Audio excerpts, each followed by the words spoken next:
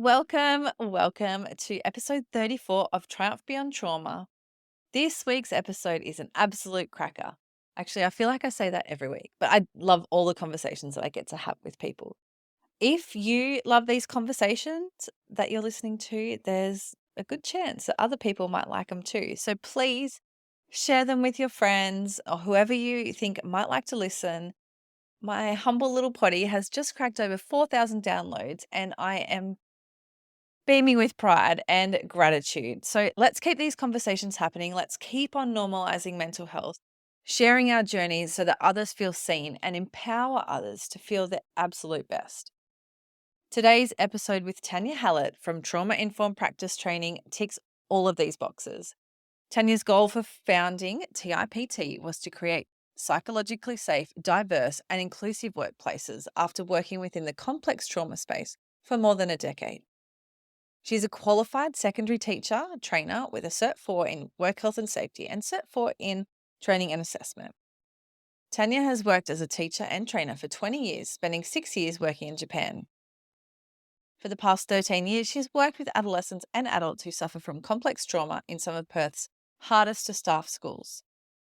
Tanya is a passionate advocate for mental health and trauma-informed practice in schools and workplaces. She's lived experience of PTSD, anxiety, depression, sexual assault, and sexual harassment, is a mental health first aid instructor, and strongly believes education and training is essential to creating psychologically safe workplaces. This conversation was so much fun to record. Tanya is an absolute gem. I hope you enjoy it as much as I did. But before we get into it, I just want to preface it with a content warning. We do discuss some sensitive topics such as stillbirth PTSD and suicide ideation. So please feel free to skip this episode if you're feeling particularly vulnerable today. With that said, let's get into it. Welcome to Triumph Beyond Trauma, the podcast that explores journeys of resilience and hope. I'm Rosie, a yoga and breathwork teacher and founder of Tactical Yoga Australia. As a former soldier's wife, mum to 3 beautiful kids, and a medically retired New South Wales police officer with PTSD, I understand the challenges of navigating mental health in the first responder and veteran community. Join us for incredible stories from individuals who've confronted the depths of mental illness and discovered their path to happiness and purpose, as well as solo episodes and expert discussions. Together, we'll uncover the tools to help you navigate your journey toward a brighter, more fulfilling life. Whether you're looking for helpful insights, practical tips, or just a friendly reminder that you're not alone, Triumph Beyond Trauma has got your back. You matter, and your journey to a happier, more meaningful life starts right here. Tanya, welcome to Triumph Beyond Trauma. I'm so excited to have you here today to talk about a few different things that I haven't spoken to anyone about before. So welcome. Oh, thank you so much for having me, Rosie. I'm excited to be here. Yeah, I'm so excited too. All right, I want to get started. You are a PTSD survivor too. I am. And we've got a lot to talk about today, but I thought we could start there with your story because that'll lead into what you're doing now. So are you happy to talk about that? I sure am. Yep. I think it's important for us to be able to, in actual fact, like the more people that can share their PTSD survivor stories, I think the more that we're removing the stigma around PTSD. There's still a huge amount of misinformation. So I think it's really important people can hear stories so that they can understand how PTSD can actually come about. Yeah, I agree. And also, I have people that have similar stories to me because I was pregnant and had a baby. And I had one last week, she's like, I've never heard a story like this before. And it just feels so validating that everything I'm feeling, someone else has felt. So, Mm-hmm. yeah, I think that's really nice. It's really important for people because this is the thing when you talk about trauma, one of the biggest crucial, most crucial things is being validated for that experience. Yes, that was traumatic. Yes, you've got every right to feel this way. Yeah. It's actually really important for people to hear that. And that's what helps them in their journey of healing. It's incredibly important. Yeah, I agree. So I worked in Japan. So I left Australia, finished my university qualification, and left Australia at 21 to go for a year. Yeah. And I ended up staying there for 6.5.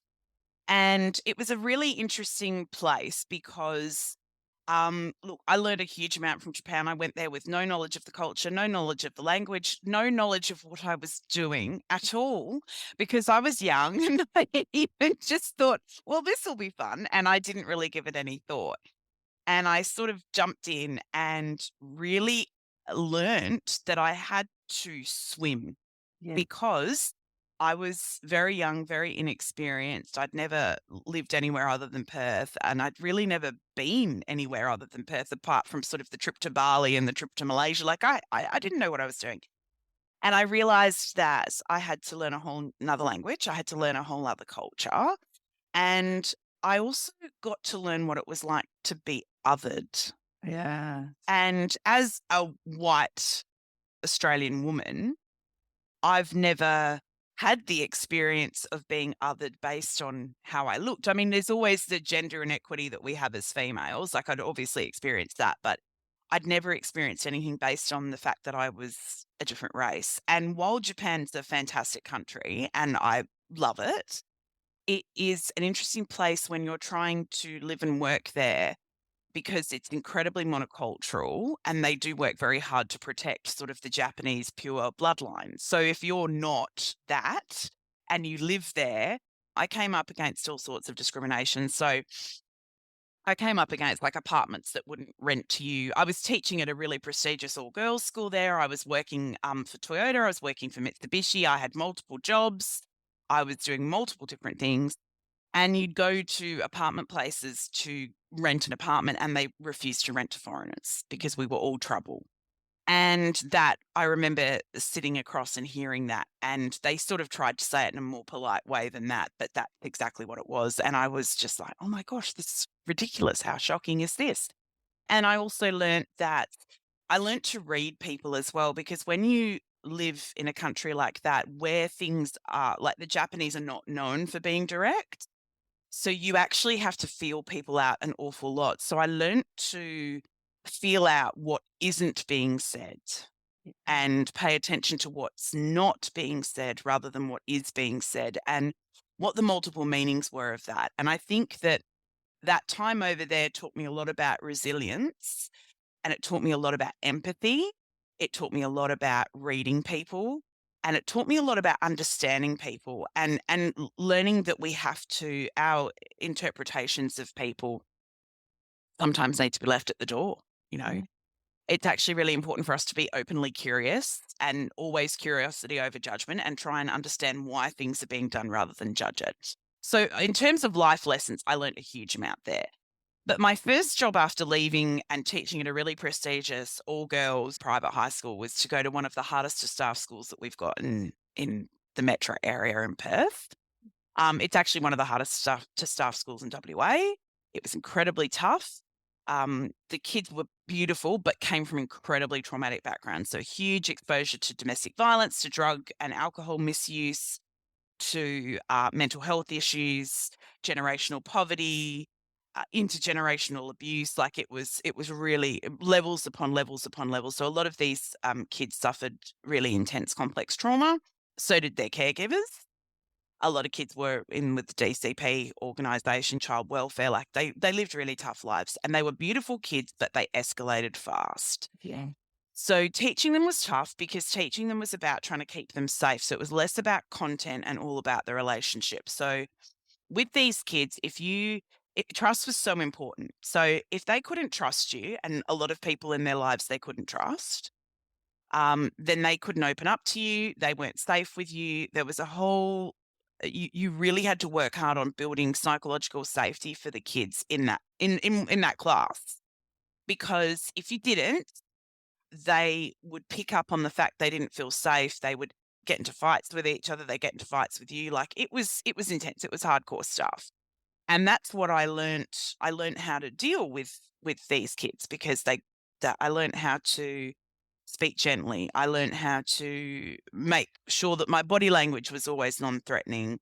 I learned how to ask a question gently. I learned how to read people's body language when they came into a class. And I learned that really what I was doing was I'd be scanning people from the second I laid eyes on them. I would be scanning their bodies, I'd be scanning their faces. and I'd be scanning them to see where they were at in that particular day, because a lot of the kids would come to school, their cups were already running over because they Chock dealt with they dealt with so much stuff the night before.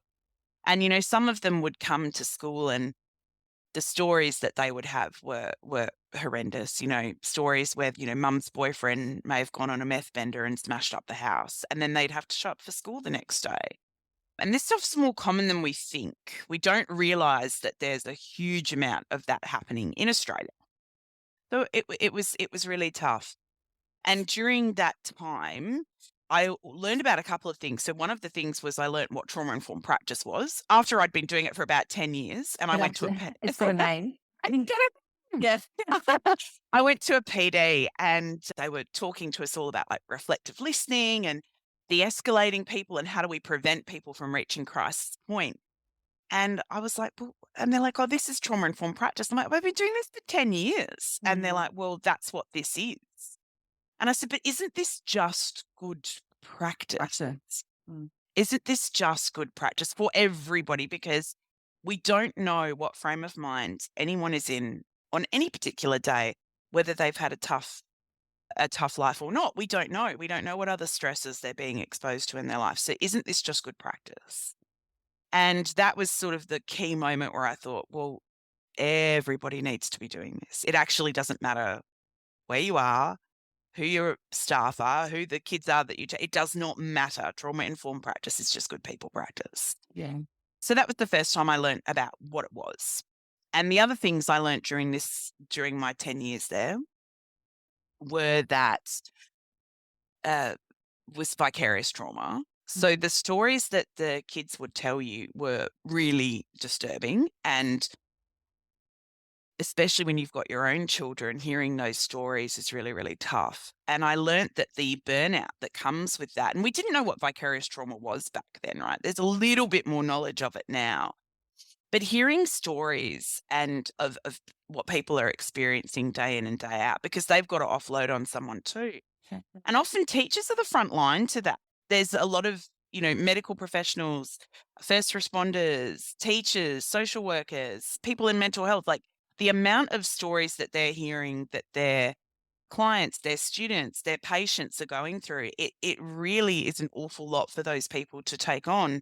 And a lot of people are just not adequately trained to understand that hearing traumatic stories again and again, while it may be part of your job, there is a really strict management that needs to go into that for you to protect your own mental health and your own burnout.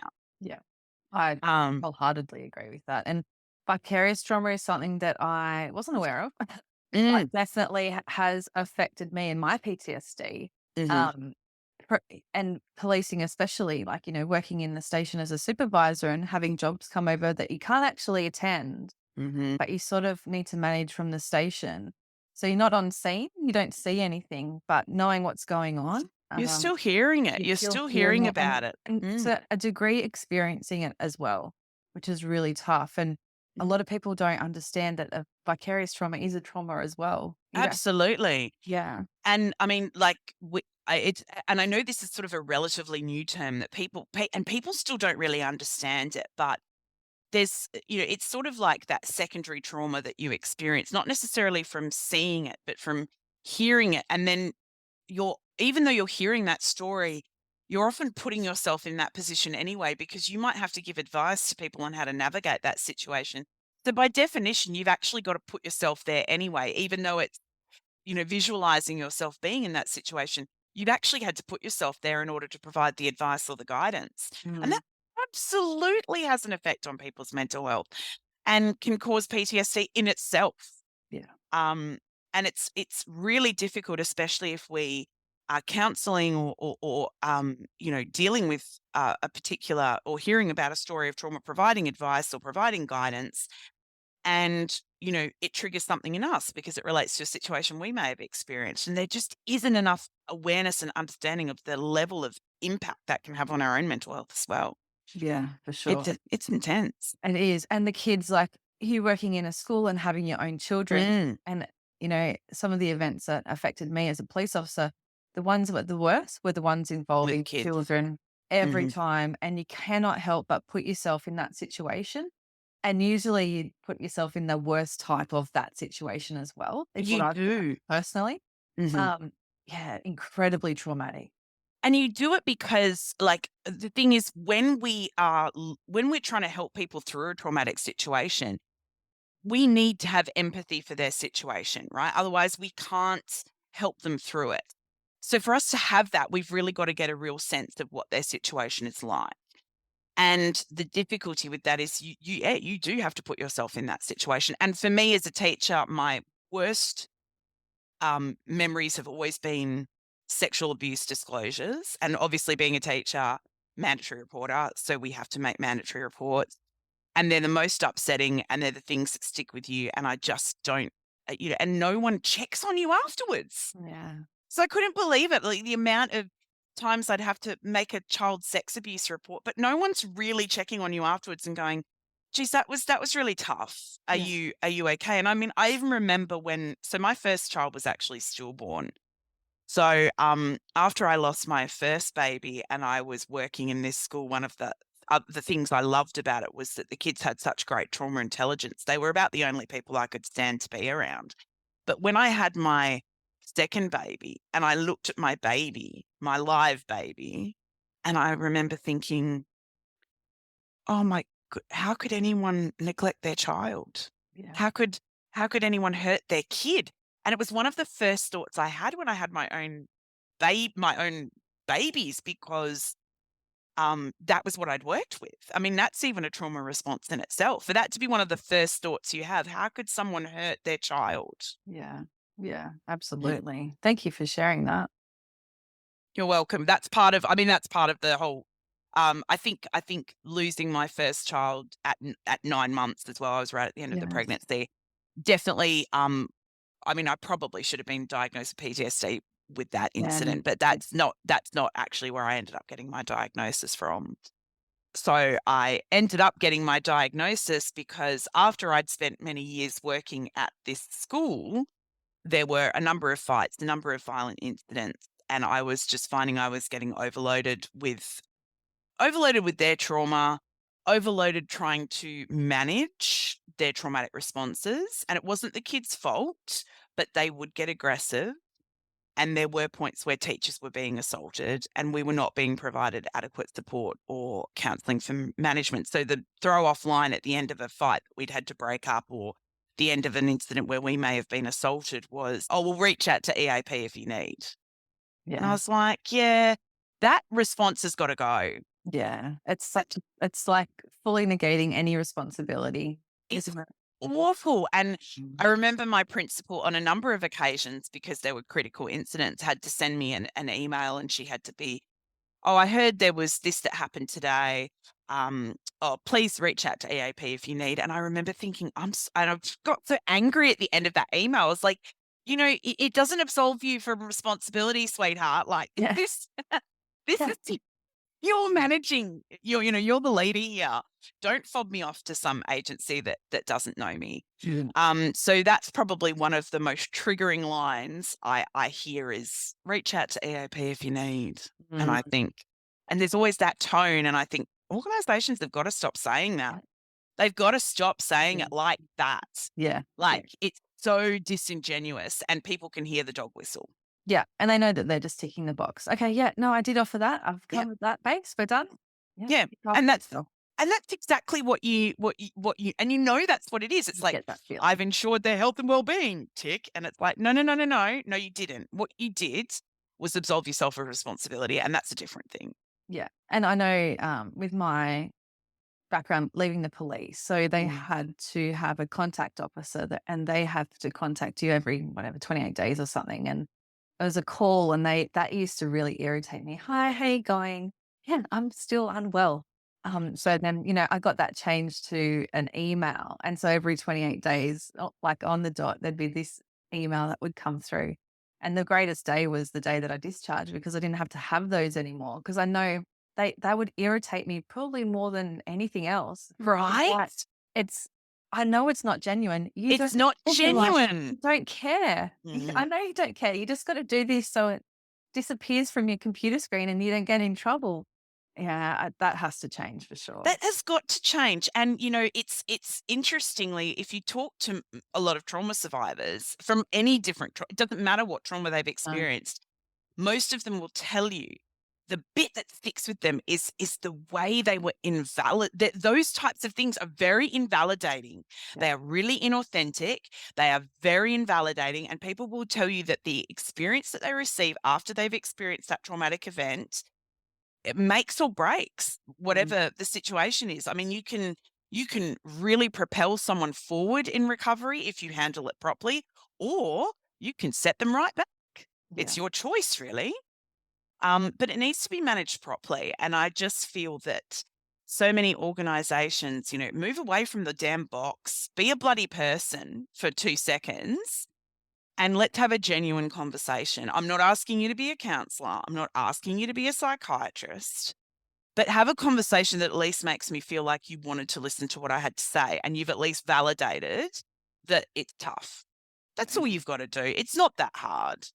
Yeah. I think at the end of the day, well, I know we are all just people, right? And we Mm. just want to have that connection with other people. And you can tell right away when it's off. You And can it's not. Yeah. tell. Oh my gosh, it's so like it feels It's it. rich. Yeah. It's as the Jen said say, That's it's what my giving son me says. It's right. literally the it. It's giving me the ick. Exactly. And it's just grating, isn't it, when you get that experience. Organizations have just got to learn how to do this properly. It's not that difficult, but you do have to invest in the time and the training. Yeah. And you actually have to learn to be a person. Yeah. Um, and if that's difficult for you, potentially you shouldn't be in leadership or anything to do with human connection whatsoever. So, I agree. I agree. So we'll get back on track because I know we're oh, keep shifting sorry. towards no, it's fine. I think you're just gonna move you were talking I was about so sorry. after you left the school. So after I left the school, this is where I Mm. actually got my PTSD diagnosis. And like I said, if I go back through the years of other experiences I'd had, realistically, I should have probably had a diagnosis of vicarious trauma. Yeah. And I probably should have had a PTSD diagnosis from when my son was stillborn, right? Mm. So a lot of the symptoms were quite similar to when I formally got diagnosed with PTSD. And that happened because I thought, oh, you know what, teaching's too hard. I can't do this anymore. I'm going to have to step back. After a particularly violent incident, my husband stepped in and just said, look, we've got 2 little girls. What's it going to take before you get really hurt on the job? You have to step out. Like, Yeah. you have to. And so I thought, you know what, I'll take a job as a support worker for a little bit. I'll get my head together. I'll potentially retrain. I'll figure out what else I want to do. And so I took this job and I was working with a young lady and I was told in the beginning, look, she has ASD, she has trauma, you've got a really good background in experience in this area. We think you'll be a really good fit. And I thought, oh, okay. And they said, look, she has been in trouble with violence before, but we've got it all under control now, so you'll be perfectly safe. And I thought, oh, okay, great, awesome, fantastic.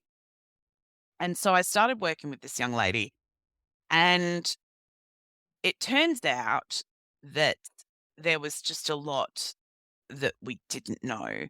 So on the first night, I was taking care of her for 24/7 shifts. So you're on for 24 hours overnight. She tried to set fire to the house twice. And I thought, oh, okay, this isn't safe. And so I spoke to my manager and I said, listen, this girl, there are other issues here. I said, she's getting into the evening and she's hallucinating. She's seeing things that aren't there. She's setting fire to things. Like, we're not actually safe here. We can't be on a one-on-one shift with her. And they said, no, no, no, no, no. She's just adjusting. You'll be okay. Everything will be fine. And I said, no, look, I'm not comfortable with this. I really feel we need 2 people on because it just isn't safe. No, no, no, we're on top of it. Don't worry, everything's fine. So she'd had a few incidents. She'd assaulted one support worker and a lady in her 50s and kicked her 7 times in the vagina, Oh. and she ended up obviously having to go, hospitalized and off for her own issues. And this poor lady had a horrible experience. And then the night before I got there for my shift, she'd had an altercation with the support worker the night before, and she'd kicked in the door, and it was an older house, and the light switch with all the wires was in the wooden door frame, and the door frame had come out from the wall, so had all the wires. And so I was told from my manager, "Oh, look, it's December. It's the weekend in December. No one's going to be able to fix these wires. So you just push them back in the wall and hope for the best." And I was like, "Oh, okay. Oh my god. I'm not feeling great about this." And they're like, "No, no, no. You know, it's absolutely fine. Don't panic." And so did my best to keep everything on track. The day went fine. We got to the evening again, which is when this girl generally tended to escalate. She turned around to me at about 9:30 that night, looked me dead in the eye and said, "I have to start a fire." And I said, "No, you don't, love. Let's have a Milo and go to bed." "I have to start a fire." Why? And I thought, uh-oh. And I said, "No, look, it's been a really long day. We've had a really good day today. Have a Milo, go to bed, and you know, you'll be up again in the morning. You have another nice day tomorrow." And she went into the kitchen, started to boil the kettle, and started to go to where the light switch was, where the wires were out from the wall, and started to throw boiling hot water on the Oh, wires. wow. And I'm saying to her, "Love, this isn't safe. You could electrocute yourself. It's really dangerous. You need to step back." And she was very fixated on wanting to start this fire. I rang the manager and said, "What would you like me to do? Because this is what's happening." And they said, "Call the fire department." And I rang the fire department. The fire department says, "Well, sorry, we can't help you because there's no fire." And I Yeah. said, Okay, fine, Sort of what they need. Yes. fine, Yeah. okay. All right, I respect that. I need police, ambulance. I do need someone. This girl is escalating. I'm on my own. It is getting dangerous. I do need some assistance." And the response I got was, "Look, it is a Sunday night in December. There are 434 jobs ahead of you. We will get to you when we get to you." Um, And I said, "Oh, well, thank you for that." And they said, "Is that her kicking off in the background?" And I said, "Yes." "Yeah, look, yeah, we'll get there when we can," and hung up. And I thought, "Okay, well, thank you. That's not terribly helpful." It was, and I was just getting, and I think at that stage, that was one of the points where the fear really started to kick in, because I thought, wow, I've rung everyone for support. I've followed all the protocols and the procedures that I'm supposed to follow. I'm stuck here on my own. This is mm, it. I am the cavalry. No one's coming to get me. I'm stuck. And at this point, the girl came over and grabbed me and held my head over the wires, which were sparking by this point, and said, "Can you hear it? Can you hear it?" And yep, yep, I can hear it. Yep, yep. Okay. So the evening went on for hours like this. So she was throwing boiling water around the room. She was trying to push me over the wires. I was trying to stop her also from hurting herself. mm, And this had gone on for hours and hours and hours. And I think about midnight, the ambulance showed up. And I thought, "Oh, yeah, thank God, I'm not alone anymore. Everything's going to be okay." So I go out and I said to the ambulance, "Are you here for us?" And they said, "Yes, but we can't help you because she's listed as incredibly dangerous. We cannot assist you until the police arrive." yeah. And I thought, if she's listed as that dangerous that the paramedics can't assist her, what the hell am I doing alone with her? And I thought, and I really thought, I was, you know, really, really, really panicking, trying to stay very calm. And I used, look, like I said, the only reason I think I managed to stay alive that night was because I used every bit of skill I had around trauma informed practice to de-escalate, to try and stop things getting worse, to try and keep her safe and me safe. And it was only because I'd had years of actually doing that, you know, at a really tough school. That was the only thing that kept me alive that night. I truly believe it would have gone up Yeah. badly otherwise, like worse than it did. So eventually at about 1 a.m., the police show up. They had to chase her down the street, handcuff her, and take her to the hospital. And by that point, I was just a complete mess. She had gone into full psychosis. There was no reasoning with her. And like I said, it's not this young lady's fault. She was very, very unwell, and it's not, about her being malicious, but it was just that safety protocol was just not followed. I mean, we were just in such a dangerous position. And many workers who work in disability or people working in mental health services probably find themselves in these types of situations from time to time. Um, and it's tough. So after this event occurred, I said, right, I'm going home. I went home and very quickly realized I wasn't well. So I couldn't sleep. I kept seeing her face at the window in my house. She wasn't actually there, but I thought she was. I couldn't handle noise. I couldn't handle my kids crying. I couldn't handle any type of stimulus because I was just so overloaded with trying to survive.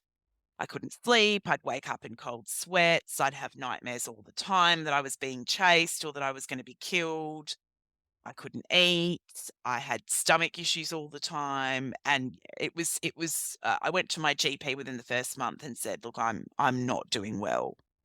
And she said, "Oh, well, we can't diagnose PTSD because it takes a lot longer to diagnose PTSD." And I thought, "No, I don't think that's right either." Eventually, a few months later, when I got in to see a psychiatrist, I was given a formal PTSD diagnosis and sent to an incredibly good psychologist who was just instrumental in helping me get well again. But I was very, very unwell for a good year where I just could not. And for someone like me who'd always had like a really good memory, you could stay on track with everything. I knew when everything, couldn't remember anything. I thought I was going crazy. Like I thought I was going nuts. And people who have PTSD start to feel like that Yeah. because, you know, I mean, aside from anything, you're not sleeping properly. So that starts to drive you nuts anyway. Mm. But I really thought I was going nuts. Like I couldn't understand why I couldn't remember anything. I couldn't understand why I just couldn't tolerate anything. Isn't it Um, frustrating, those things that your brain is able to do, you can't do them you anymore. can't do them, and it's Mm-mm. through no fault of your own, which is so incredibly frustrating. But I just remember like trying to read a book and just reading the Can't same paragraph like over, and I'm like, again. why isn't like slapping my head like go in? Why can't you understand this? Yeah, and I just remember being like, and if people hand you like documents, you know how like Oh, when because I had to go into workers work cover, comp by yeah, then, work cover by then, yeah, and then these bloody documents you have yeah. to keep going through, and Oh, I'm like, I'm not in a good state right now. I can barely understand these documents. And it wasn't, it's not lack of intellect. It's not that you don't know what you're doing. It's that you're that traumatized. Your brain cannot focus on the simplest of things. So no wonder and you do get so frustrated. And I actually thought I was losing it. And I thought, wow, I'm going around the bend. yeah. And it wasn't until I got into this fantastic psychologist and I said, I feel this and this is happening and that's happening. And she's saying, this is normal because this is what happens with PTSD. Mm. And when she explained what was happening with my brain and this consistent hypervigilance and being stuck in that fight or flight response, and it actually helped a huge amount and started to make sense. I needed to understand what was happening to me. And isn't it so validating too? Like I've spoken about Mm. it many times, getting the diagnosis and starting to understand what's going on, because then you're better able to not just turn up to your appointments, but get the most out of them to get better. Exactly, Mm. exactly. I mean, the thing is, like, I mean, I'm sure you've probably heard this as well, the phrase that your wound isn't your responsibility, but your healing is. Yeah. And it's true because what happens, I mean, the number of people that have got PTSD, it's through no fault of their own. They didn't do anything wrong. They've just been wrong place, wrong time, whatever, it happens. But the healing part is incredibly important. And if that just isn't, if you're not being properly supported in that, you just sometimes you can never get well. I mean, one of the most invalidating responses I had was from my father, who should have known better. But I need dad. Bloody, like, but he says, "You can't have PTSD, you haven't been in war." And I'm like, "Dad, my life was threatened." And I thought multiple times that evening, I'm "I'm gonna too done. die. I'm gonna die. I'm not gonna see my kids. I'm not gonna get home to my husband. I'm not gonna see my little girls again. This is it. This is how it ends. Mm. After all these years of staying safe in all these situations, I'm gonna die now. This is it." And that feeling is really awful. Yeah. Um, and that'll do it. You don't need to be in war. You don't need to have someone point a gun at your head. But, if you think your life is threatened or if the life of someone you care about is threatened, you'll get it. You'll get PTSD pretty quickly. Yeah, and I think that's pretty common for people to think that way as well. I even veteran mates of mine who have been Mm, deployed, but haven't been in an active battle, I guess you would call it, mm. still don't feel like they're allowed. They don't feel they're allowed. And this is the thing. It's like, what have we got to do? If you've got PTSD, what makes that situation okay for you to say you've got that diagnosis? Mm. Like, do you have to have had a whole bunch of people pointing guns at your head all day or multiple days for it to class enough to be traumatic enough for it to be a PTSD diagnosis? And what we've got to understand is PTSD will occur if you have been trapped in a state of hypervigilance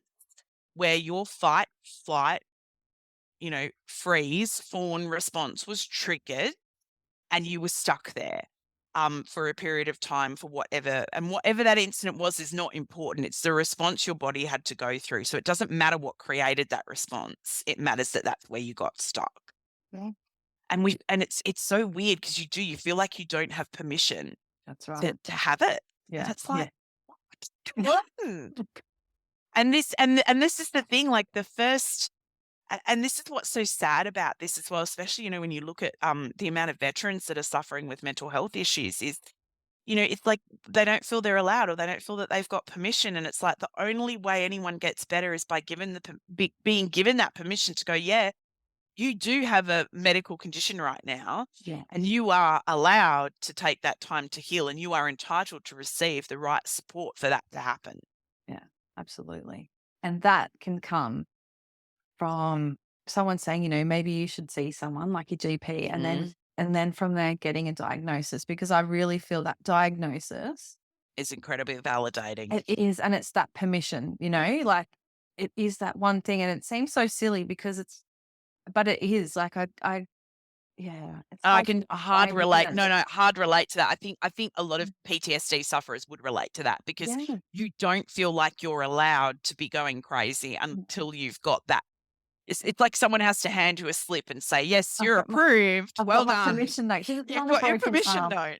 It's not a Yeah. broken arm or leg, or, you haven't got a physical injury, you're not having a limp, like, you look the same. And that's what's so difficult about mental health conditions and mental health illnesses because what people don't, if you had come in and half your body was blown off, people would be like, "Oh my gosh, are you okay?" Yes. Right? Yeah. "Oh, your leg's broken. What can I do to make your life easy for you? Poor thing. This must have been really difficult. How can I help you? How can I support you?" But when it's a mental health condition, people are like, "Oh, yeah, you'll be all right." There's still that stigma that people are putting it on, Yeah. right?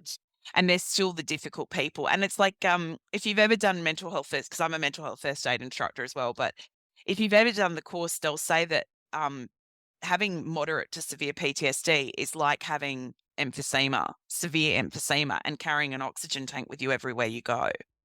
And you wouldn't say to someone with emphysema carrying an oxygen tank behind them, "Oh, come on now, walk a little bit faster, just, Yeah. buck up, you'll be fine." Because you'd be like, you could see that that person was struggling to breathe. Well, PTSD is like that. You're struggling to do anything. You're struggling to breathe. You're struggling to basic functions, and because people can't see it, it's hard for them to understand. But people who have suffered from it will understand how debilitating it is. Yeah, for sure. It's tough. Yeah. Really tough, really tough. So, I think that takes us into what you're doing now, right? Yeah, it does. Yeah, I think it's a really great segue into what you're doing now. So your business is called Mhm, TIPT, Trauma mhm, Informed Practice Training. mhm. So interesting. Yeah, what are you doing? So I'm doing a multiple of different things. So my experience, and I have had a lot of experience, obviously my own experience with trauma and then working with trauma. Like this is something I have lived and breathed for probably the last, I would say 14 years. Like I've done it for a really long time.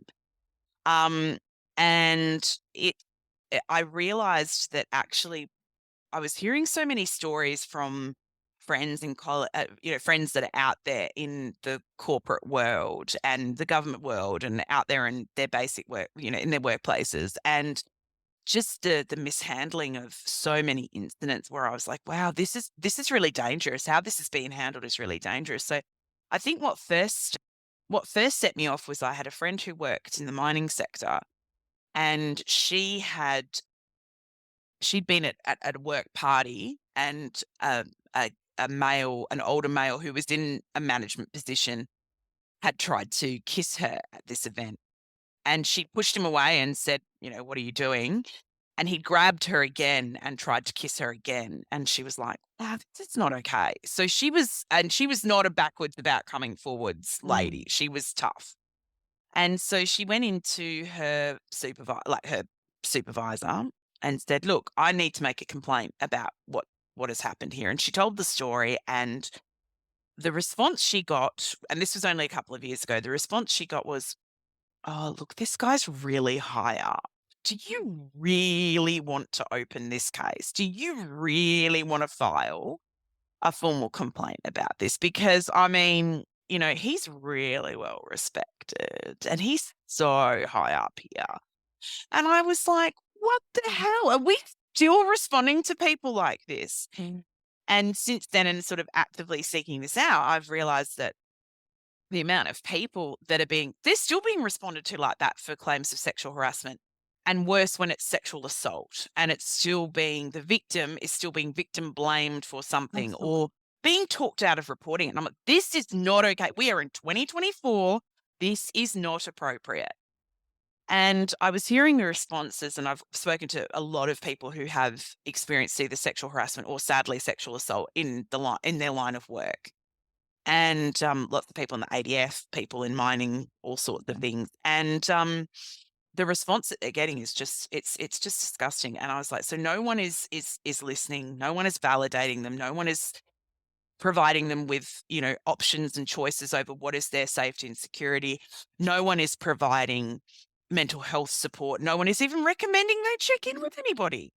It's And I was, incredible. Sorry, I yes, just think that's abhorrent, but incredible yes, because the people that actually get themselves together enough to to say make the something, report, right? Oh my yeah, and gosh. then that's how they're responded That's how they're to. responded to. Yeah. Terrible. It's disgusting. Yeah. And the thing is, like, this is not, and people might go, well, that's what happened 10 years ago or 20 years ago. Well, that's not that. It's still happening now, because I still hear stories now, as in it's Yeah. happening now. And it's not good enough. It is not good enough. So I started TIPT, was around trauma informed sexual harassment and sexual assault response. And a lot of that was also my experience from having sexual assault disclosures from children. And it's incredibly important that those kids are validated when they've come forward and they've had the guts to say what's happened to them. It is so important it's dealt with sensitively. It is so important that they are validated. It is so important that your response doesn't make them feel in any way like it is their fault. Them speaking up was the right thing to do. But we're not saying that to adults Yeah. who are coming forward with sexual assault or sexual harassment. No one's saying to them, "You've done the right thing coming forward. I'm sorry that that's happened to you. Let me support you the best way that I can." No one's saying. They're not really. Yeah. Yeah.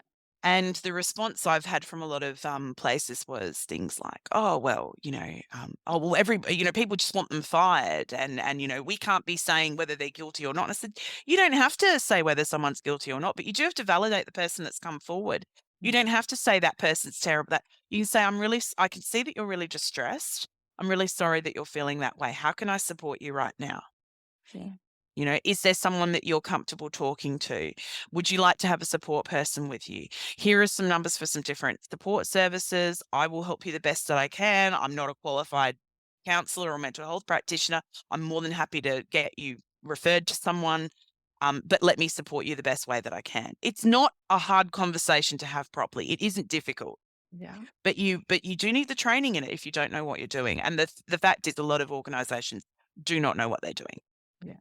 because they have policies and they do sexual harassment and any sexual behavior in the workplace. They do all these prevention things. Oh, this Yeah. looks bad. We don't do this. We don't do that. And I'm like, yeah, but you're always going to have those people that break the rules. So how are you going to deal with the people when the rule has been broken? So What are you what's going to the do then? response? What's Yeah. the response? Yeah. So companies are pouring all this money into prevention, But prevention's not actually working that much. Like, it isn't. Because people are you're always gonna have people that can sit through a prevention seminar and they're still gonna behave the same way. So what Yeah. are you gonna do? And I think that just makes people either, a bit sneakier, right? How Mhm. they go about it, and, like you've sort of already said, they don't want it written down because No. it's not allowed. That's in documents, we're not allowed to Mhm. have this in our workplace. So once it's documented, that means it's happened and we haven't done our job. Mhm. Instead of saying, yeah, like, let's help you. Well, what we need to do is also get away from this idea that as soon as something's documented, it's a problem. If you've got people speaking up, that's a Yeah. great thing. Yeah. Because if you've got people speaking up, you can isolate what the problem is and you can figure out what's causing it and you can do something about it. Absolutely. Sweeping things under the rug has never ever worked. And that's what organizations have got to stop doing. They've got to stop doing things like attaching KPIs to like zero reports of this or zero report. It's not helpful. And Yeah. actually it creates massive problems around psychological safety. It needs to go. It Mm. needs to go. It is counterproductive. Mm. People speaking up is actually a sign that things are gonna change. It's a good thing. Yeah. And the new work health and safety laws Mm. are a good thing around psychosocial safety in the workplace. So, do you want to talk about that a little bit? 'Cause Yeah, how so that falls into with what you're doing as well, doesn't it? Yeah. it really does. I mean, interestingly enough, I started TIPT well before, That came I in. even yeah, it was before all of that came in, Mm. purely because this was something I thought was important. Now the rules are changing, so things like, and essentially what people need to understand about the legislation with psychosocial safety is that workplaces have a responsibility as far as is reasonable and practicable to protect the psychological safety of their workers from psychological injury.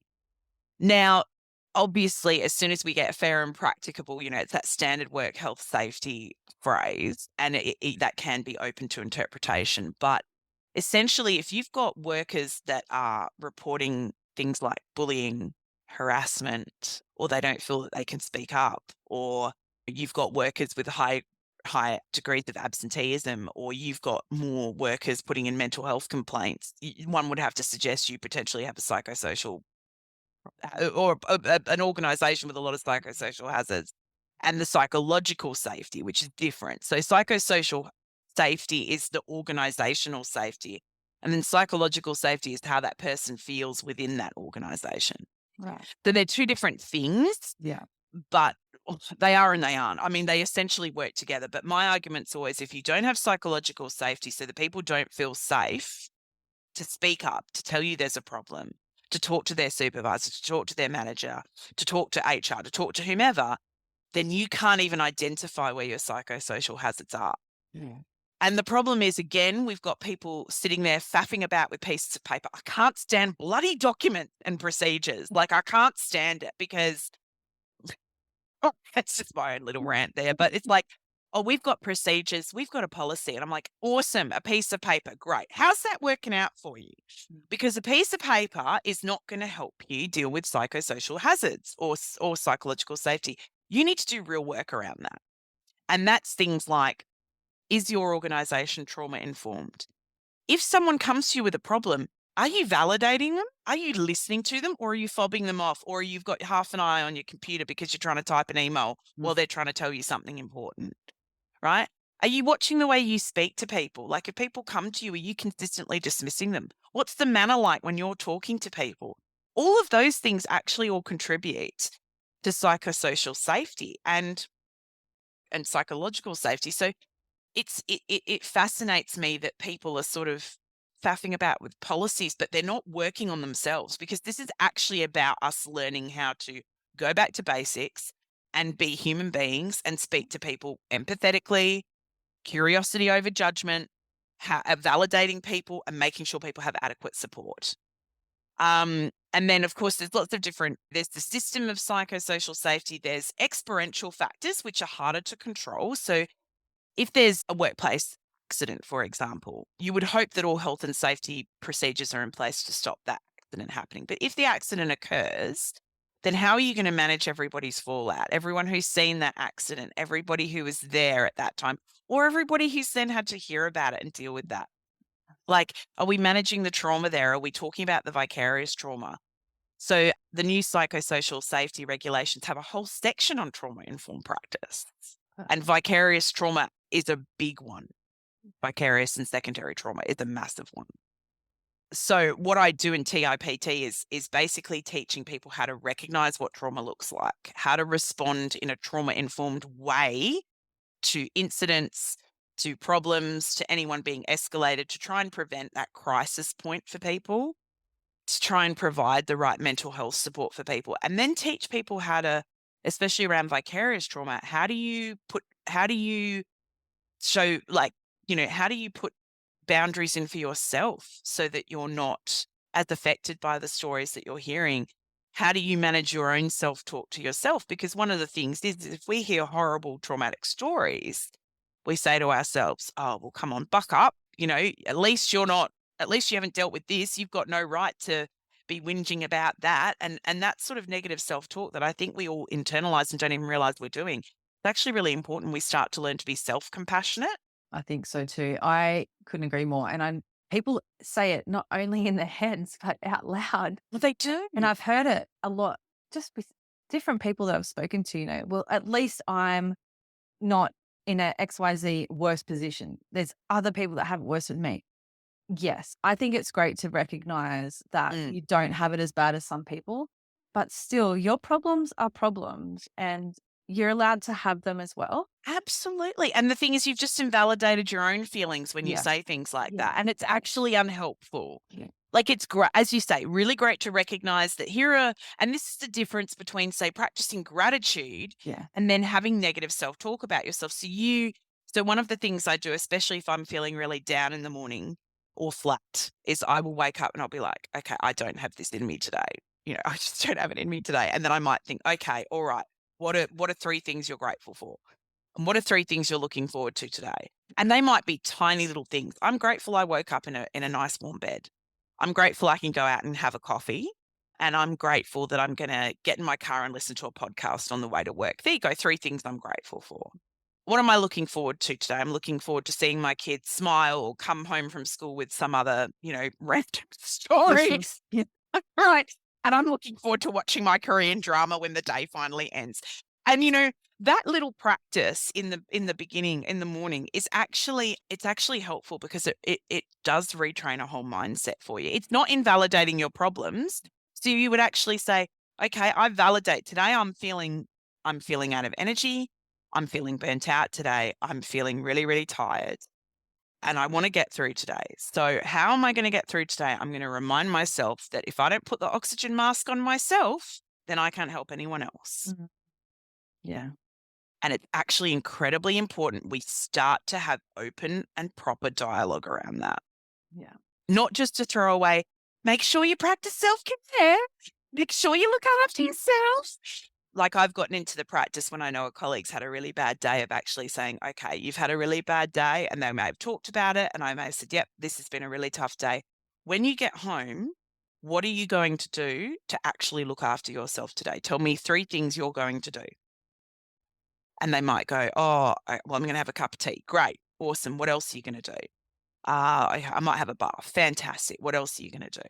Oh, I might have some chocolate tonight or a glass of wine. Awesome. Great. You told me 3 things that you are consciously now going to do to try and drain off from the day. Yeah. It's so important, isn't it, to have that balance? I remember my psychologist saying it to me. We used to, when I moved to Adelaide, we had online appointments, and she was like, right. And after a particularly traumatic session, what are you going to do now? Yes. Like, I'm going to go and pressure hose my driveway. And she's like, absolutely. That's a great idea. I know. They're like, oh, I'm just going to have some music in and I'm going to do that and concentrate on that. But it's so important to balance it out, right? Yeah. And we need to actually, we actually, like, this is why, and so I do a whole training session around, like, vicarious trauma, and I use Lego serious play. That's one of the Yes. things I do. Right. So Talk I'll to that. oh Talk yeah, about it. okay. Sorry. I'm so sorry. I've got so much to talk You about. I'm do. No, sorry. I'm so excited about this. So Lego serious play, this is awesome, right? And I must preface this by saying, A, I don't like Lego, and B, I can't build things because I lack the capabilities of following instruction manuals. That's okay. I recognize and own this in my personality. It's fine. So Lego series plays, basically what happens is you get into groups. Often it's groups, it's small groups. It's usually no more than about 5 people. And you get a sack of what we call Lego soup. And it's a big sack and it's got multiple bits of Lego. It's got all different Legos. It's got all different figures. It's got all different bricks. It's got the random bricks. It's got Duplo. It's got animals. It's got everything, Oh right? my It's got, gosh. right, mix of everything. Yeah, this upsets some people It who does. will Like, into I'm just sets. mixing Duplo and Lego together. Oh my gosh. Yeah, I know, but trust me, it works. And the reason it works is because some people are epic at building Lego and some people need the Duplo to help. Now, I'm more of a Duplo person, I must admit. I love Duplo. I actually love Duplo. It's my cup of Barabina.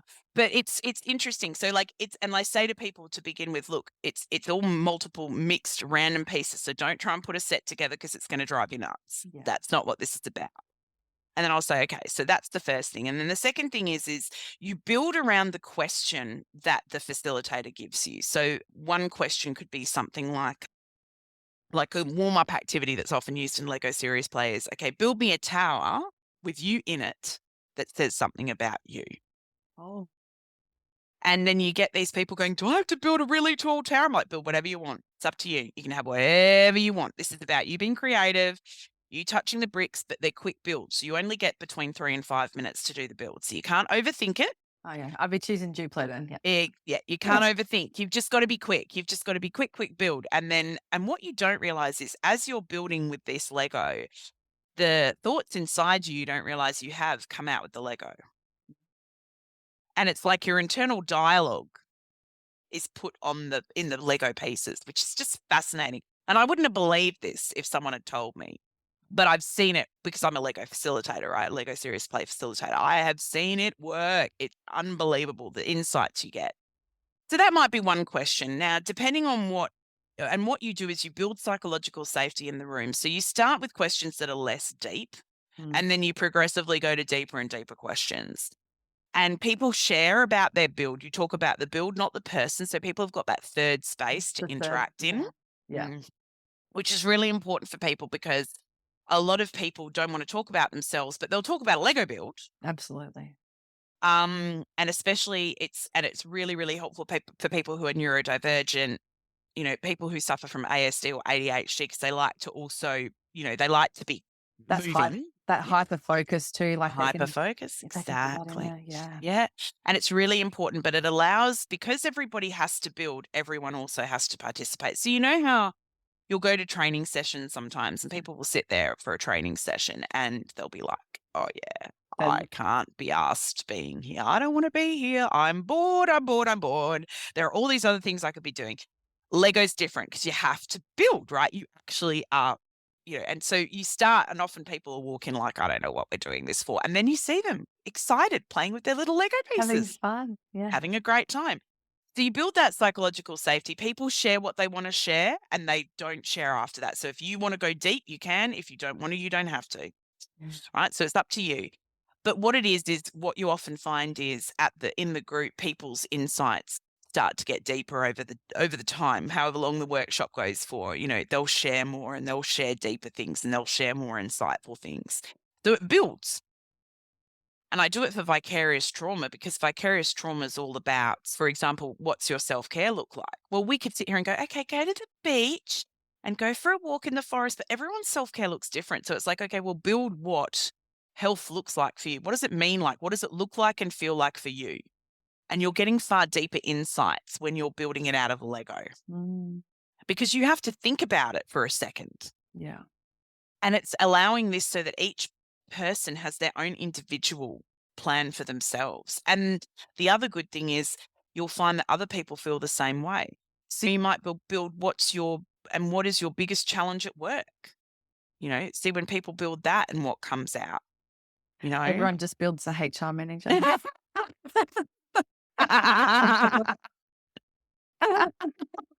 Or maybe, oh, thank you. Maybe the question would be something like, build me what your greatest challenge at work feels like potentially, so that we don't out the HR manager.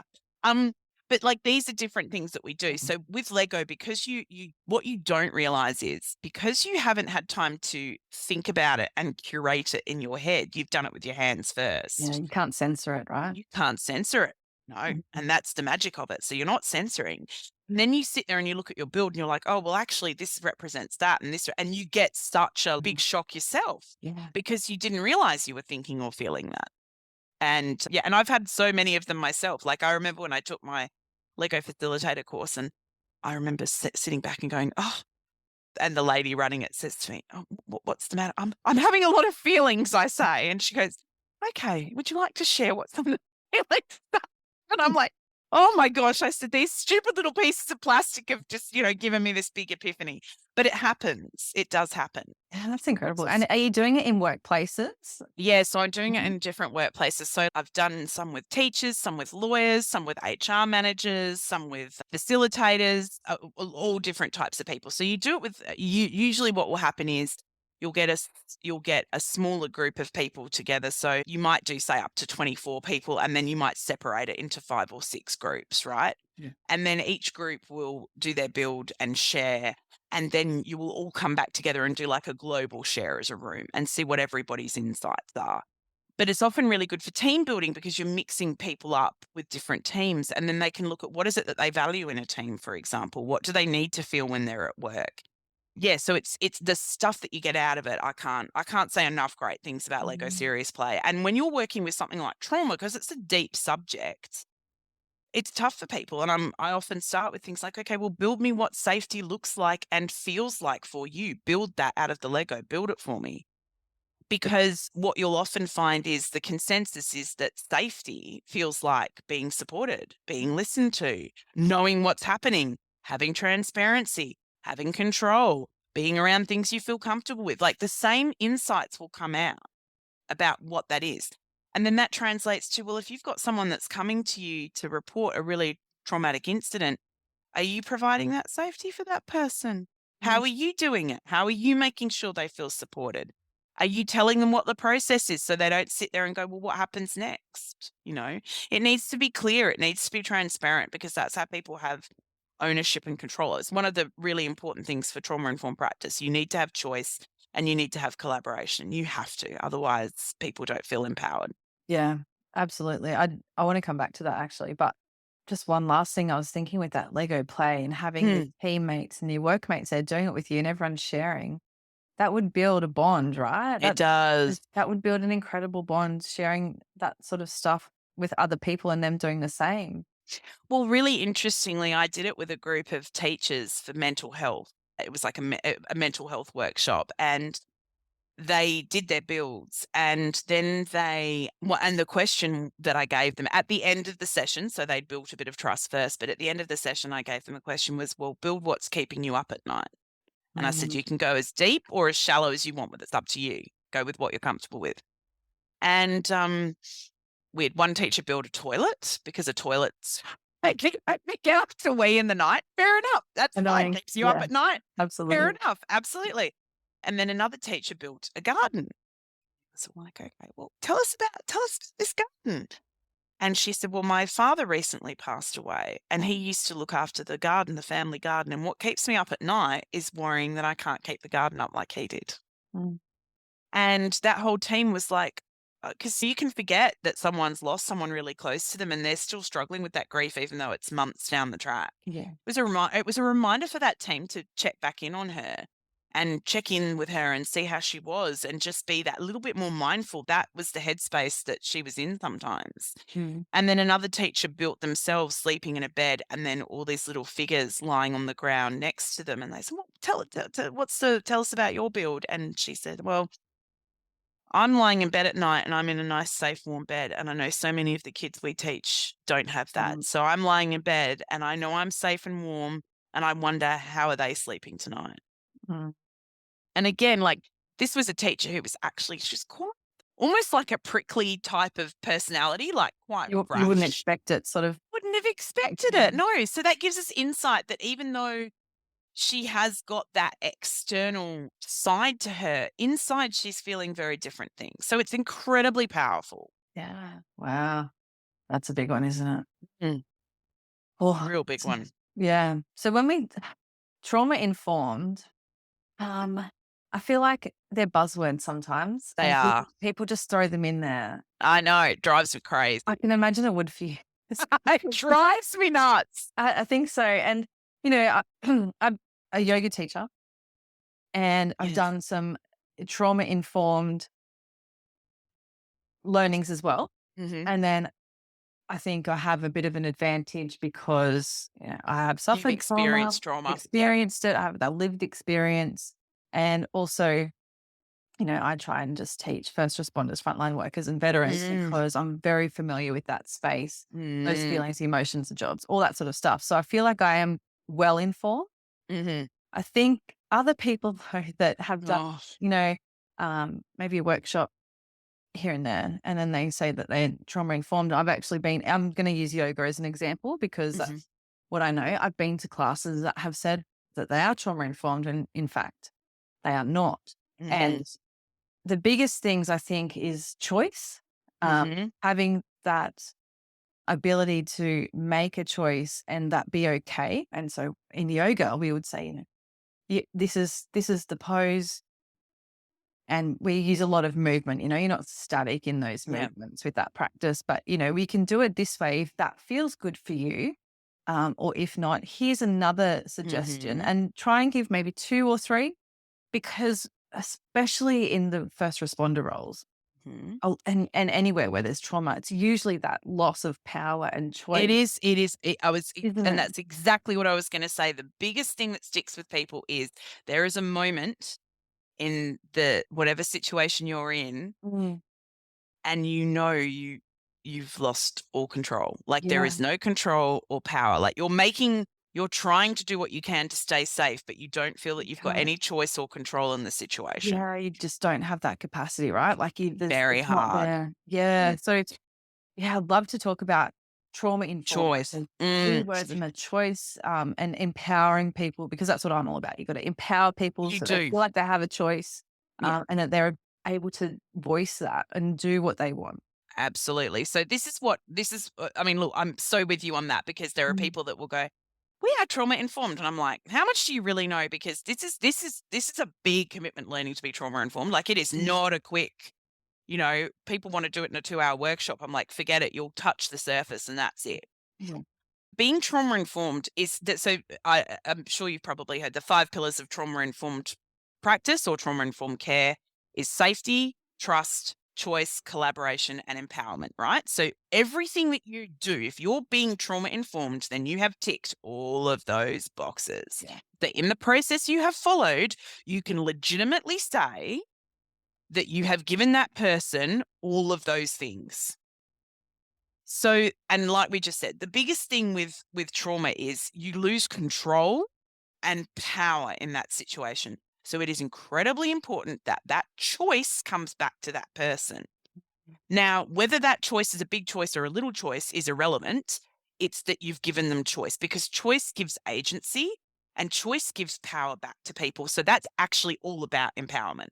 yeah, So, and this is another small example. So often when I would deal with kids from really significant trauma backgrounds, choice was so important. Choice and collaboration, well, say all these things were important, but mhm, the way I gave them these things was things like, okay, so if I had kids that were being really difficult in the classroom, I might bring them outside and I'd say, okay, come outside with me and just have a chat with me for a few minutes. And I would say to them, okay, we've got two options here. Option A is that you go back inside and you focus on what I need you to do, and you stop trying to distract the person next to you, and you stay as quiet as you can while I get through the lesson that I need to get through. Option B is I send you to withdrawal. Which one of these choices would you like to pick? Oh, okay. Well, I want to go back inside, miss. Okay. All right. That's fine. That's a great choice. I'm glad you've made that choice. Off you go. Now, I've given them choices within the realm of what I could provide them with, but they had a choice. yeah, And so that kid's empowered. I haven't said, right, get out and go away. I've given them the opportunity to correct their behavior, to mm, self-correct. And the biggest thing with trauma and choice is you have to give that person a choice of, if it's a sexual harassment report, what's the choice they want to make with how what's the avenue they want to take when they're doing this report? Do they want it dealt with internally? Do they want to go to an external organization? That's choice. They need to be provided with that so that they've got the power. If you're doing, training around things like, for PTSD, it was all about what, choosing what were you going to do in that particular day? What were the things you were doing to try and get well? Was it going to a psychologist appointment? Was it taking a walk in the morning sunshine? Was it doing yoga? Was it doing a dance class? Like, what was it? What was your choice? The choice is incredibly important because it's got to go back to that person. And it reminds me of a story I was told by a lady from South Africa. I've never forgotten this story. It was years ago. And South Africa, we know, has a pretty high crime rate. Yeah. And her house was broken into, and they were there. Her and her husband were there, and so were her young daughters. And they got broken into, and they took the husband away and took him into another room. So it was really, really frightening for her. And they were taking guns and jewelry and money and all sorts of things. And her husband had given her a pair of earrings for their 10-year wedding anniversary. And they said, right, we want your earrings. And she said, you will not take them. I will give them to you. So she wanted to have that choice. And it was actually it was really important for her, not for them to force her to force them off her. She voluntarily removed them and handed them over. Now, the choice isn't great in that scenario, right? So let's be honest, it's not a great choice, but you still have the power of the choice. And that's what people have to understand, that when we're giving choice to people, they may not be great choices, but you're giving them choice. And that may not seem like a big deal, but what you've done is you've said to that person, I'm giving you power. I'm giving you some agency over how you want things to run from here. And you do have some control. It's incredibly important that goes back. Even if those choices are small, even if it's like, you can do this yoga pose, or this yoga pose. But you've given choice. Yeah. Or just sit on your mat, Or sit on your mat. Or don't. And have a breath. Don't. And if you need to just sit, Exactly, right?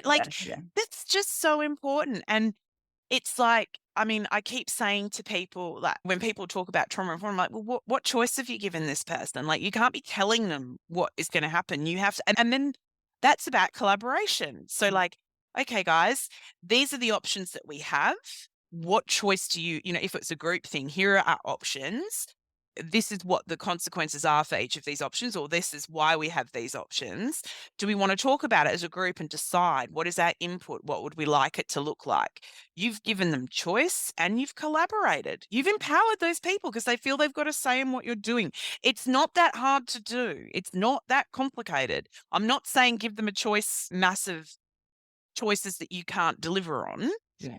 But small choices, they are actually important. Even that one where that poor lady had to give over her earrings, and it's not a great choice. These people were wielding guns, and she had a young child in the house, and they'd taken her husband. So not great choices, but she was really empowered by that choice of handing over her earrings. Yeah. Yeah. And I can think of, like, in workplaces, giving people choice within the work that they do. I mean, they still need to have whatever job's done. Yeah, of course. But giving them a choice about how they go about running their own day. Yes. We need this done by this time. And as long as it gets done, you do it in the way that will get it done the best for you.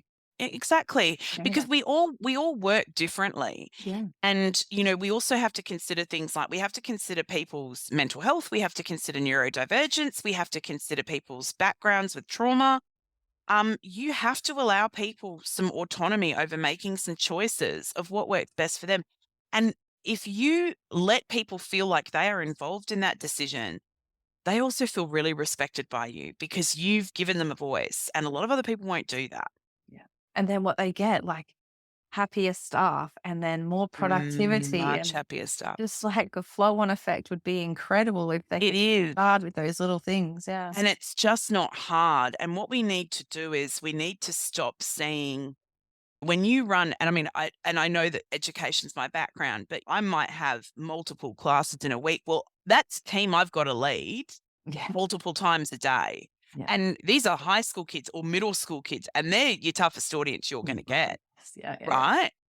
And the way to get all those kids on side has always been like, okay, kids, here's what we've got. This is the situation we're in. These are the best choices I can provide you with. What would you guys like? And they have a talk about it. What do you think? Let's talk about it. Let's decide as a group. And then we're a team. They have choice. They have power. They are more than happy to work for me because I've treated them like a person and I've listened to what they had to say. It's not hard. Yeah, and they're more engaged, right? And they're way more engaged. Like the success I have had with really tough students has all come because everything I did was trauma informed. Everything. Because those kids were safe with me, they had choice. I always listened to what they had to say. I never promised things I couldn't deliver. Like, that's a massive thing with trust. Like, people are like, how do I build trust? And I'm like, okay, well, start with not saying things that aren't going to happen. Don't say yes if you can't deliver that. Mm. Don't say yes to shut someone up. Yeah. Don't do that because it's actually it's a really horrible thing to do. And then people don't trust you. Yeah. And also, it's actually really important for leaders to be what we're talking about, like authentic leadership and vulnerable leadership. You've got to give trust to get trust. So you actually have to share a little bit of who you are as a person. You don't have to share everything. You don't have to share all your deep, dark secrets. Like, no one's saying that. But it could even be that you walk into work and go, look, guys, I'm really sorry. I'm a bit short and snappy today. The kids were up all night. They were sick. I'm sorry I'm not at my best. And someone goes, oh, wow, you're a human. Well, look at you. Oh, look at you. But I can relate to that because I also have kids that I've had to be up with. So I will be gentle with you today. It's not hard. Yeah. And even things like that build trust because you've actually revealed something about yourself. And people think that that is, I know there's still that idea that it's weakness or that but it's actually, you don't have to reveal a lot, but you do have to show. And I mean, especially it's incredibly important. The higher the level of trauma background someone comes from or the more difficulties they've had in their life, they have got so many issues with trust because all the people they were supposed to trust let them down. Yeah. Why the hell should they trust you? You've got to prove you're different. Yeah. Yeah. I like that. And that vulnerability, even if it's just a little bit of something, like saying that about your family. Yeah, I've got kids and I was up all night. Mm. That vulnerability then allows other people to feel like they can share too. share theirs as well. Mm. And you're not saying, you're not saying, let me cut me off and let me do whatever I want today. You're saying, No. just, I'm going to be a bit snappier than usual, or I'm sorry if I'm short with you. I don't mean to be. This is what's happened. And someone goes, yeah, okay, we can all relate to that. Who can't relate to that? Yes. And it's actually so important. And I don't understand why this is complicated for people. This is literally how you build relationships. And you've got to give trust to get it. Yeah. I think So- that some people are just have more emotional intelligence than others too, right? So it doesn't come naturally to some people. No. Yeah. Yeah. And like we talked about ASD and ADHD and all those little nuances that people have, I think what you're doing is so great because then you can show all these people that are always in workplaces, this is what we need to do to be better. Because when we know more, we can be better and have better workplaces. So this is the thing. It's just, look, when we know better, we do better, like you said. When we know better, we do better. And trauma-informed practice, I think it's still a relatively new thing. I feel like a lot of people will still look at me when I say this and go, I don't, or they'll go, ooh, I don't like the word trauma. And I'm like, okay, fine. Yeah. But actually, this isn't about the trauma. This is about the solution to that. And this is about how can you make people feel the safest and the happiest, and how can they be the most productive, best versions of themselves that they can be. That's what you do with trauma-informed practice. And in whether you're doing trauma-informed leadership, whether you're doing trauma-informed investigate, it does not matter how you're being trauma-informed as an organization, but you've also got to embed it. Like, it is a proper commitment. It's not a quick workshop you tick off and say you've done. Yeah. You embed it through your like practice. your online learning that you just click. I know. Oh gosh. Yeah, it's not that. You've really got to commit to this. But honestly, the relationships that you can get, the relationships that you can create with people, the tight knit group of the teams, the level of work you get out of people, like the difference that you can see. And the best part is that you can see people when you use this particular strategies, the confidence and the empowerment that the people have. And that they really believe that they can do things. They're more creative, they're more innovative, they're far more productive, they're much happier, they're much healthier. I mean, this is literally win-win. Mm. Yeah. I think right at the crux of it too, it's just that awareness, isn't it, about people and that some people have suffered trauma and just recognizing that at like the most basic level. Well, they say the stats say that 75% of all Australians will experience at least one traumatic event in their life, at Yeah. least one, right? Mhm. 30% of our youth have complex trauma. So the Wow. Gen Z that are coming through, workplaces are absolutely not equipped to deal with the next generation. They are not only have they experienced huge amounts of trauma, they're also a lot more mental health literate. So if you're not a mental health Wow. literate leader, you're going to struggle. Mhm. So Gen Z coming through are coming in with massive trauma. We've got a really large number of migrants and refugees that are coming through, and they've come from really significant trauma as well. Yeah. If you deal with First Nations people, there's huge amounts of intergenerational trauma. All of these things, like trauma is not, it doesn't have to be looked at as this icky, bad, horribly scary word. It's having the strategies to deal with it. That's Mhm. all. That's Mhm. all this is. It's not great that people have experienced trauma. It's also inevitable for most people. Yeah. Yeah. Well, on those stats, isn't it? Yeah. Yeah, right? It really is. It's inevitable. So how are we going to cope with it? And how many people go through, how many, 1 out of 1 people are going to experience a loss of someone significant in their lives while they're working for you. And that's a trauma in itself. That doesn't mean they're going to have PTSD from it, but it's a Mm. trauma. Yeah. It's a loss. It's a grief. And how are you going to deal with it? Mm. I like what you said there about Gen Z being more aware. Mm. I've got, I think they're alphas, my kids. Yeah. Um, and my 7-year-old is incredibly anxious, but she uses that word. Yes. And she said to me the other night, we were talking about something and she was a mess. Yeah. And we're having a conversation. She said, just the anxiety just takes over my mind. And I was just like, whoa, like a 7-year-old is using this language. How great, I mean, awful that she's feeling anxious, but how Absolutely. great is it that she can name what it is? Like, I Yes. remember suffering from horrible anxiety. Like, I was always anxious, right? Mm. But I didn't know what it was, and everyone kept calling me a drama queen, and I was severely anxious. Yes. And absolutely, that's exactly what she would be written off as, is Yeah, just dramatic. And then her brothers give her a hard time. Why do you cry all the time?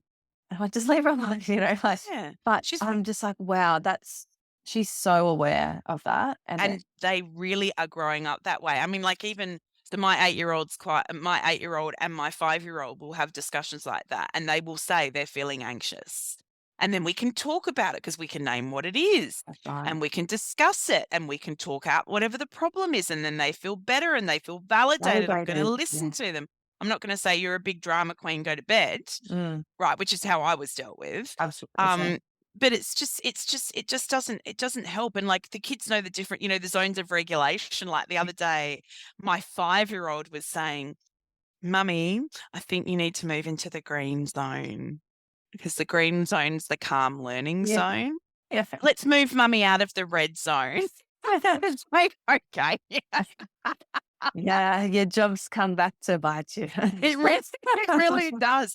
But they are gonna be mental health literate. I mean, that's Gen Alpha, but they'll be out in the workforce soon enough. Like, No, it's but not that's gonna be where far away. you've got to start there too. Like one of my biggest things is mental health literacy just needs to improve across the world. It But really and does. where do you start? You got to start with the kids, right? You've And gotta start with the kids, and the kids are coming through and, like, they are really mental health literate, and the other thing is they're really, I don't even know if this is a word, I'm creating the phrase. They're discrimination literate.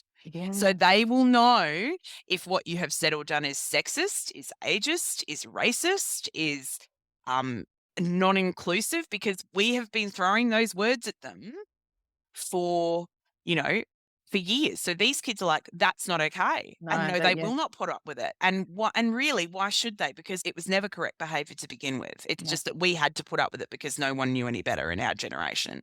yeah, So we put up with, when I talked to some of the Gen Zers and I'm like, well, I remember my first job being felt up by the boss. He used to feel up my backside all the time. And they're horrified to hear that. And yeah. I'm like, oh, this happen all the time. Didn't make it right. No, but it was But accepted.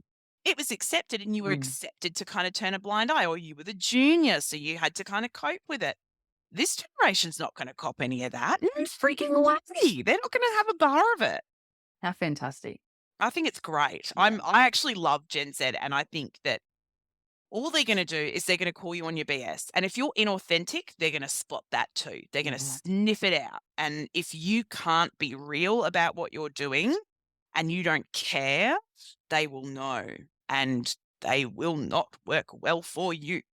Isn't that incredible that in this age as well, with all the technology, that they are better able to pick up on all of those deep Inauthentic. Yeah. And authenticity, that human behavior. exactly. And I think it's because, and I've thought about this because I'm like, why are they are really into what's authentic and what isn't. And not necessarily that they're going to use those words, but they'll be like, that's for real and that's not for real. Or or they have a phrase for if you're fake, Oh, that's cap.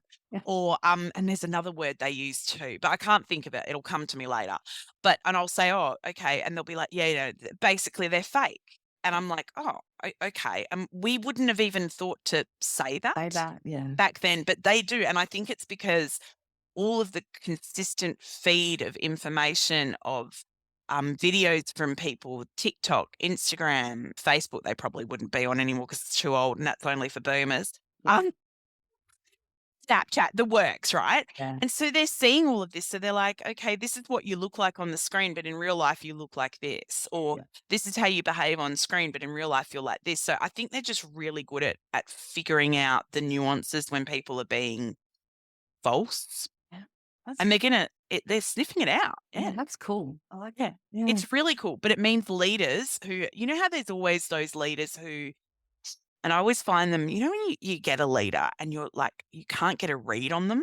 Yeah. You know that? And I'll be like, for that. Yeah. you're trying to figure it out. And it's often because, and I always get really nervous around people like that. If I say I can't get a read on them, it's not a good thing. Mm. And that's often because what I'm feeling about them, I don't feel like they're presenting me with an authentic side.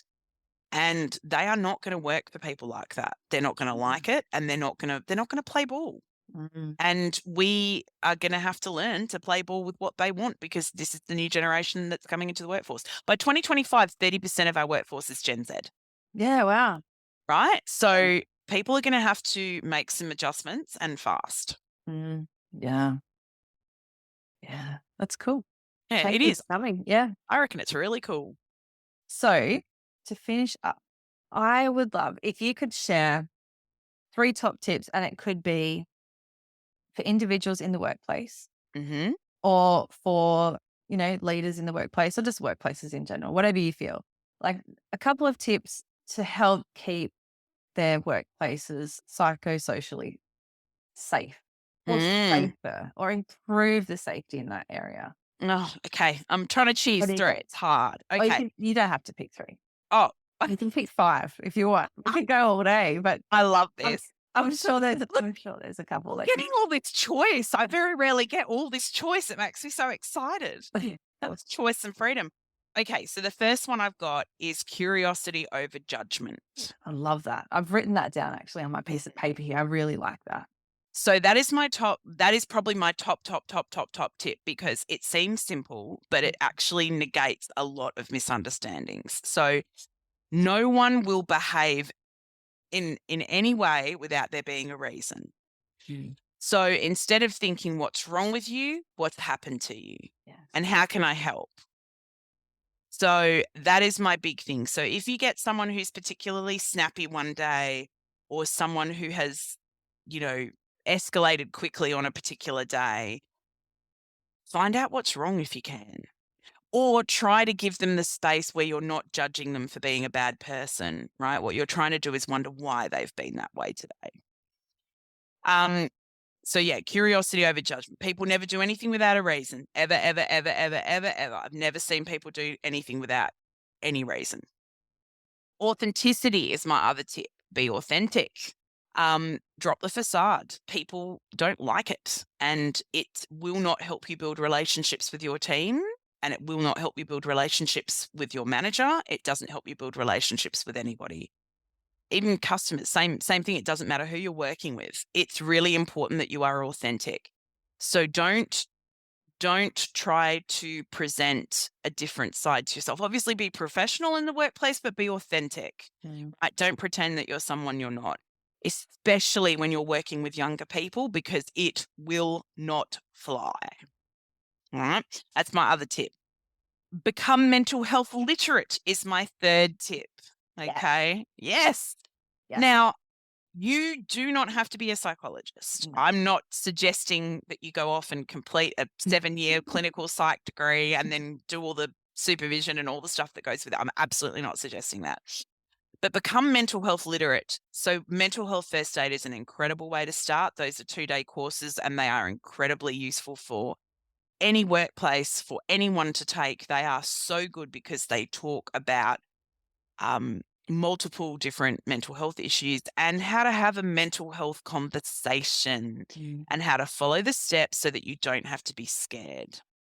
Yeah. So it's really important. And if you are not mental health literate, invest the time in becoming mental health literate. You are not a counselor. No one is expecting you to be a counselor. But knowing how to at least have a conversation where you recommend someone seeks help is really important. And you don't know when you might need to use it. Whether you use that at work, or whether you use it at home, or whether you use it on the street one day, you might never ever know. But it is one of the most useful and powerful things you will ever know is how to have a mental health conversation and Yeah. how to encourage someone to seek help and do it in a safe, validating, supportive way. Yeah. And then my other thing is lift your coworkers. So lift and uplift your coworkers. So I don't mean like literally go around and lift them, Picking everyone obviously, up, just picking everyone up.